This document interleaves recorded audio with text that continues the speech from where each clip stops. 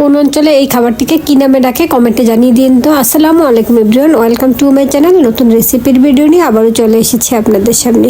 নিয়ে এসেছি চুই পিঠা বা চুষি পিঠা, অনেকে আবার এটিকে চুই সেমাই পিঠাও বলে। যে নামেই ডাকুন, এর স্বাদটা অসাধারণ। ঝামেলা মনে করে অনেকে এটিকে তৈরি করতে চায় না, আমি অল্প সময়ে তৈরি করে ফেলছি। প্রথমে এই চুষি পিঠা তৈরি করার জন্য আমি এর কাইটা তৈরি করে নেব। সেজন্য চুলায় একটি প্যানের মধ্যে আমি 2 কাপ পানি দিয়েছি, এর মধ্যে 1 চা চামচ পরিমাণ লবণ দিয়েছি। লবণটা দিয়ে ভালোভাবে নেড়ে দিচ্ছি। পানির মধ্যে ভালোভাবে বলক চলে আসছে। এখন এই 2 কাপ পানির সাথে আমি 2.5 কাপ চালের গুঁড়া দিচ্ছি। এখানে আমি সাথে সাথে করা চালের গুঁড়াটাই দিচ্ছি। শুকনো চালের গুঁড়া হলে 2 কাপ পানির সাথে 2 কাপ চালের গুঁড়া দিলেই চলে। এখন ঢাকনা দিয়ে ঢেকে দিচ্ছি। ঢাকনা দিয়ে ঢেকে 2 মিনিট জাল করে নিচ্ছি। চুলার আঁচ অল্পতে রেখে 2 মিনিট এভাবে জাল করে ঢাকনা তুলে এখন স্প্যাচুলা দিয়ে ভালোভাবে মিশিয়ে দিচ্ছি। আমি চুলার আঁচটি এখনো বন্ধ করিনি, চুলার আঁচটা লতে রয়েছে আর এখানে স্প্যাচুলা দিয়ে একেবারে ভালোভাবে মিশিয়ে নিচ্ছি। আপনারা ভালোভাবে লক্ষ্য করুন, এভাবে যদি ভালোভাবে মিশিয়ে নেওয়া হয় তাহলে কাইটা পারফেক্ট হয়। ঢাকনা দিয়ে ঢেকে দিয়েছি। ঢাকনা দিয়ে ঢেকে এটাকে আমি 5 মিনিট রেখেছি। এখন ঢাকনা তুলে এটাকে ভালোভাবে মথে নিচ্ছি।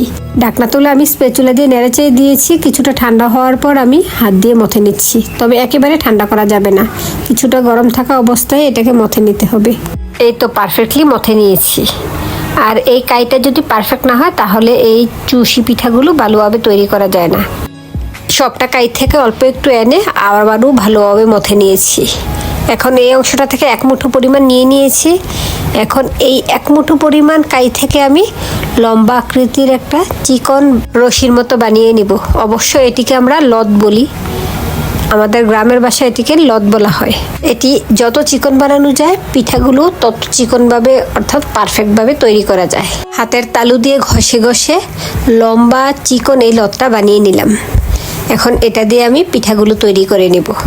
ছোটবেলা থেকে এভাবে তৈরি করা এই পিঠাটি আমি দেখে এসেছি, তাই এভাবে আমি শিখেছি, তাই এভাবেই আপনাদের সাথে শেয়ার করছি। এখানে আমি একটা চপিং বোর্ডের উপরে একটু চালের গুঁড়া ছিটিয়ে দিয়েছি। এখন অল্প একটু ছিঁড়ে তারপরে হাতে ঘষেই এই পিঠাটা বানিয়ে নিচ্ছি। দেখুন কত সহজেই বানিয়ে নিতে পারছি। আর দেখুন একেবারে পারফেক্ট হচ্ছে। আমি বাঁ হাতের বৃদ্ধাঙ্গুল দিয়ে একটু কেটে দিচ্ছি, ডান হাত দিয়ে ঘষেই পিঠাটা বানিয়ে নিচ্ছি। দেখুন কত সহজে সুন্দর এই পিঠাটা তৈরি হয়ে গেল। এখন আমি আরেক পদ্ধতিতে আপনাদেরকে দেখিয়ে দিচ্ছি। এই লম্বা আকৃতির লত অংশটা থেকে একটু একটু করে চিমটি দিয়ে আলাদা করে রেখে তারপরে এটাকে আরেক হাত দিয়ে ঘষে এই পিঠাগুলো বানিয়ে নেওয়া যায়, যার কাছে যেভাবেই সুন্দর মনে হয়। অবশ্য ইউটিউবে দেখা যাচ্ছে যে কেচি দিয়েও কাটা যায়, আবার অনেকে গ্রেটার দিয়েও গ্রেট করে নাকি বানিয়ে নিতে পারছে, তবে কোনোটাই পারফেক্ট নয়। এভাবে বানিয়ে নেওয়াটাই পারফেক্ট। আর এভাবেই আমি পারফেক্টলি বানাতে পারি, একেবারে সুন্দরভাবে পারফেক্টলি বানাতে পারি। তাই আপনারাও একবার চেষ্টা করলে পারবেন। আর যারা পারেন তারা তো পারেনি, আর কতটা সহজ যারা পারে তারা বোঝে। এই পিঠাটা বানাতে গেলে অবশ্যই এই চালের গুঁড়াটা দিতে হয়। এই চালের গুঁড়া বা ময়দাটা ছিটিয়ে না দিলে হাতে এবং এই বোর্ডে লেগে যাবে, সেজন্য ছিটিয়ে দিতেই হবে। আর এই চালের গুঁড়াটা দিয়ে নিলে আরেকটা সুবিধা হলো একটার গায়ে একটা এই পিঠাগুলো লেগে যাবে না। এভাবে সহজভাবে আমি পিঠাগুলো বানিয়ে নিয়েছি। এই তো দেখুন সবগুলো বানানো হয়ে গিয়েছে। তবে এই পিঠার মধ্যে অতিরিক্ত চালের গুঁড়া রয়েছে, সেজন্য আমি স্ট্রেনারে নিয়ে এটাকে একটু চেলে নিচ্ছি যেন অতিরিক্ত চালের গুঁড়াটা নিচে প্লেটে পড়ে যায়। এখন রান্না করে নেওয়ার পালা।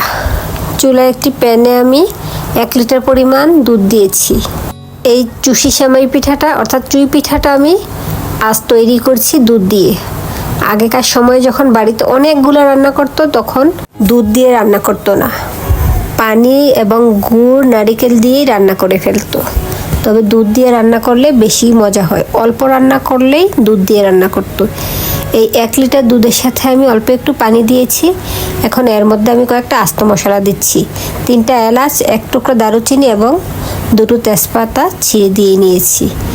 এখানে দিয়েছি 1/4 কাপ পরিমাণ গুঁড়া দুধ, যেন এই চুষি পিঠার রসটা একেবারেই মালাই মালাই হয়। এখন আমি এখানে দিয়েছি 1/2 কাপ চিনি। পরবর্তীতে আমি গুড় দিব। এই চুই সেমাই পিঠাটা আমি গুড় চিনি মিশিয়ে রান্না করে নিব। 1/2 কাপ দিয়ে দুধের সাথে জাল করে নিচ্ছি। পরবর্তীতে আমি গুড় অ্যাড করে দেব। দেখুন দুধটাতে ভালোভাবে বলক চলে আসছে। 5-6 মিনিট জাল করে নেওয়ার পর এখন এই দুধের মধ্যে আমি বানিয়ে রাখা পিঠাগুলো অল্প অল্প করে দিয়ে নিচ্ছি। এগুলো একটু ছড়িয়ে দিচ্ছি যেন একটার গায়ে একটা লেগে না যায়। আর চুলার আঁচটা এই মুহূর্তে কমানো বা বাড়ানো যাবে না, পারফেক্ট রাখতে হবে। এখন আমি আলতো হাতে স্প্যাচুলা দিয়ে নেড়ে দিচ্ছি যেন এগুলো আবার ভেঙে না যায়। পিঠাগুলো দেওয়াতে দুধটা অনেকটাই ঠান্ডা হয়ে এসেছে। এখন আবারও বলক চলে আসছে। এই পিঠাগুলো দুধের উপরে ভেসে উঠেছে। অতিরিক্ত যেই চালের গুঁড়াগুলো ছিল সেগুলোকে স্ট্রেনার দিয়ে ঝেড়ে ফেলে দিয়েছি। এগুলো সহ দিলে এই পিঠার ঘনত্বটা খুব বেশি গাঢ় হয়ে যাবে আর খেতে ভালো লাগবে না। সেজন্য অবশ্যই স্ট্রেনারের সাহায্যে চেলে এগুলোকে আলাদা করে নেবেন। এর মধ্যে বেশ কিছুক্ষণ জাল করে নিয়েছি, অনেকটাই সিদ্ধ হয়ে এসেছে এই চুই সেমাই পিঠাগুলো। এখন আমি এর মধ্যে অ্যাড করে দিচ্ছি গুড়। এখানে আমি 1/2 কাপ পরিমাণ জোলা গুড় অ্যাড করে দিচ্ছি। এই গুড়টা দিয়ে আবারও স্প্যাচুলা দিয়ে আলতোভাবে নেড়ে দিচ্ছি। আপনারা অবশ্য লক্ষ্য করছেন আমি খুব বেশি নাড়াচাড়া করিনি। এখন এর মধ্যে দিয়ে দিয়েছি নারিকেল। এখানে আমি ছোট ছোট টুকরা করে কাটা নারিকেলটা দিয়েছি। আপনারা চাইলে কোরানো নারিকেলটা দিতে পারেন। এই টুকরা করা নারিকেলটা দিয়ে নিলে এই পিঠাটা খেতে খুব বেশি ভালো লাগে। কামড়ে পড়লে নারিকেলটা খেতে ভালো লাগে। আর আপনাদের পছন্দ না হলে নারিকেল স্কিপ করতে পারেন। যারা পছন্দ করেন তারা এভাবে টুকরা করে অথবা কুড়িয়ে দিতে পারেন। এই তো এরই মধ্যে পারফেক্টলি রান্না হয়ে গিয়েছে। সেমাইগুলো সিদ্ধ হয়ে এসেছে। এখন আপনাদের জন্য গরম গরম সার্ভ করে নিয়ে আসছি। আমি যদি সবটা গুড় দিয়ে রান্না করতাম কালারটা আরও গাঢ় আসতো।